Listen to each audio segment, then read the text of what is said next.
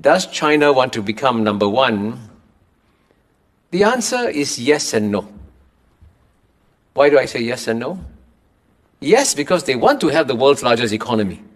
Because they know at the end of the day, what will protect China is having the largest economy in the world. But at the same time, the Chinese don't have the same ambition that the United States does to run the world. The United States, as you know, is present in all corners of the world, intervening in this issue, intervening in that issue, taking care of this problem, taking care of that problem. The Chinese view is that we are 1.4 billion people, we have enough problems at home, we will take care of our problems, the world will take care of itself. So in that sense, I don't think the Chinese have a desire to step into the shoes of the United States in terms of its global involvement in various issues. The weaker party, if they didn't have a strategy, they'd be in deep trouble. I think out of necessity, they have to have a strategy. And they do have one. So, for example, they ask themselves the obvious question. Why did the United States successfully defeat the Soviet Union? Why? And they must say, the one country that has studied the collapse of the Soviet Union more carefully than any country in the world is China, because China knows that the dream of the United States is to make China the second Soviet Union that collapses. So how does China prevent a collapse? First point, the Soviet Union didn't collapse because of external pressures. It collapsed because of internal weaknesses. And so China realizes, to make sure I survive, I must have a very strong, dynamic economy and a strong, dynamic society.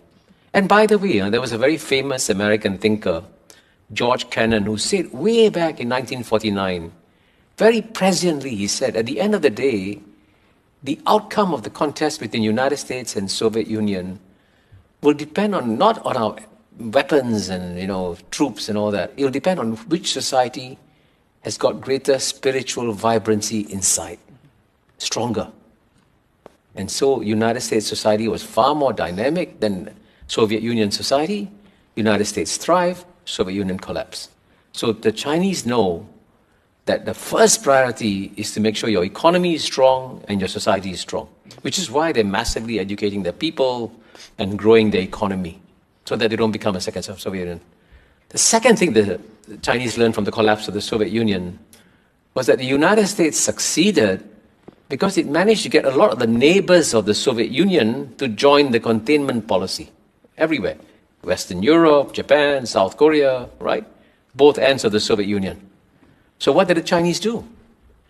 The Chinese launched a preemptive strike against a containment policy by making sure that its neighbors depended on the Chinese economy. I'll give you a simple example. Singapore is part of Southeast Asia, and we are part of an organization called ASEAN. And ASEAN started as a pro-American organization, okay? In fact, when ASEAN was created on August 8, 1967, both the Soviet Union and China denounced the creation of ASEAN as a pro-American organization, right? And it's true, ASEAN was pro-American, pro-Western. And what was stunning was that even though ASEAN was pro-American, pro-Western, and we had longer dialogues with the United States, European Union, Australia, Japan, everybody, none of our Western friends proposed a free trade agreement to ASEAN. The first country to propose a free trade agreement to ASEAN was China in 2001. And the impact of that China-ASEAN agreement was phenomenal.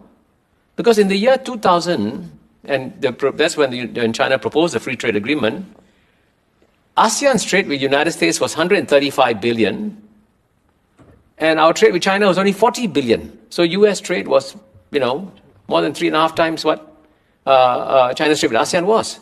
But as a result of the free trade agreement, by 2022, even though ASEAN's trade with United States has gone from 135 to 450, 500 billion, an increase of over 3 times,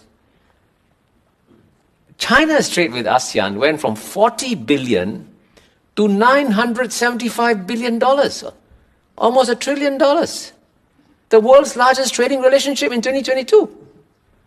So then there's no way ASEAN can join a containment policy against its largest trading partner, right? It's crazy. So that's part of the Chinese strategy. And I mentioned a third one very quickly. You take the Belt and Road Initiative that China has launched, building infrastructure in all corners of the world.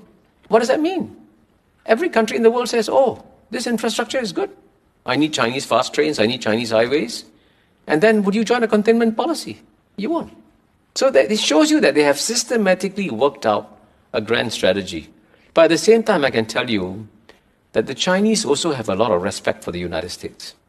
They understand that the United States as a power is a remarkable power. And so their challenge is, even with all this strategy, they cannot underestimate what the United States can eventually do.